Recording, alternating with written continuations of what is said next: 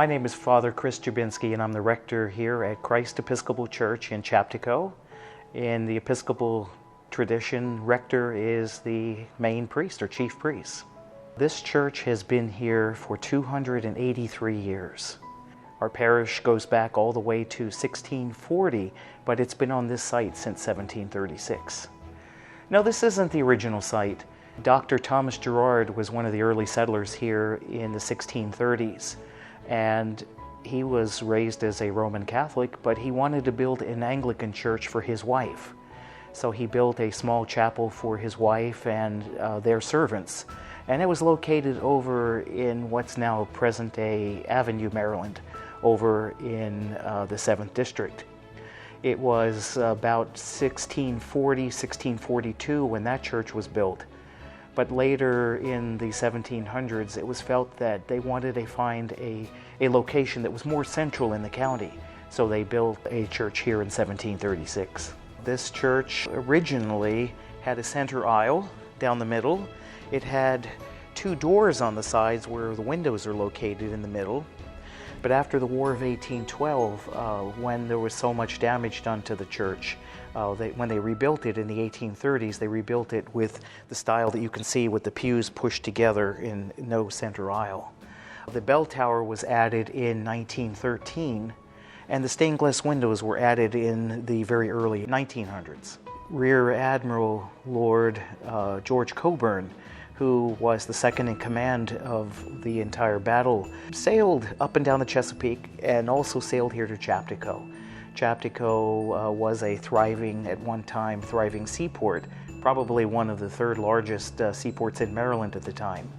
And at that point, on his way to destroy Washington, he invaded Chaptico and used the church as a stable. Much of the town was destroyed. The church itself, much of it was destroyed. At one time, we had the number 3 pipe organ in Maryland. It was the third one built for the state, and that was also destroyed during that battle. When the church was first built, the floor was at ground level. It was made from either marble or some kind of other stone tile. But when the British occupied the church in 1814, they used it as a stable, and the horses had destroyed the floor. When the church was rebuilt in the 1830s, they built a floor about 18 inches above the original floor. And right in this spot right here, and right across from it, there was two doors and an aisle that went straight across here in this portion of the church. The baptismal font that we use to this day was purchased and brought here to Christ Church in 1773. The nativity window behind the altar was donated to Christ Church by the Thomas family. The Thomas family has lived in this area since 1683. In fact, they live at Deep Falls, which is just about a mile from here. It's been in continuous residence with that family since that time. The altar is made of what once was the high pulpit. On one of these pillars here in the middle, the pulpit hung where the congregation could see the preacher preach and hear him better. But when that was taken down or destroyed, it was made into the altar as we see it today. We've maintained box pews in Christ Church. Their origin was that at a time back in the earlier days, families used to pay money to have a place where they could sit. That was how the church supported itself, was through these family contributions. One of the practical parts of having a box pew was the fact that people would bring little tiny coal stoves with them, and the box pew helped retain the heat in their area. This crypt here belongs to the Key family. Philip Key, who was the High Sheriff of Maryland, was the one who owned this property and gave it to Christ Church back in 1736. Philip Key is the great-grandfather of Francis Scott Key, who gave us our national anthem, our Star-Spangled Banner. The Key family is resting here in this crypt, and this is referred to as Ida's Angel. Ida Kirk, who was buried here, was a parishioner at Christ Church.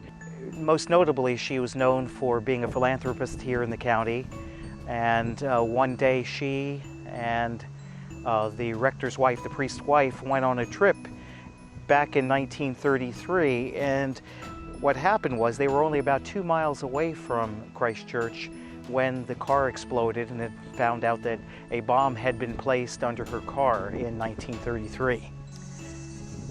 The thing about this parish that I think is so unique to this area is that it touches 5 centuries. It spans from the 1600s all the way to the 20s. So if you think about 5 centuries worth of people coming and going, living their lives, worshiping God, trying to do as much good as they can for the community, all being a part of this faith community here. Our website is www.cckqp.net. www.cckqp.net, and that stands for Christ Church King and Queen Parish. Our parish didn't receive its name Christ Church until the 1840s, but when it was established as a parish in 1692, it was given the name King and Queen in reference to William and Mary, who were the King and Queen of England at the time. The church is open 24 hours a day. People can come and visit any time, day or night, to visit or to pray or just to relax out in the yard in front of the church. But visitors are welcome any time to be a part of what's going on here at Christ Church.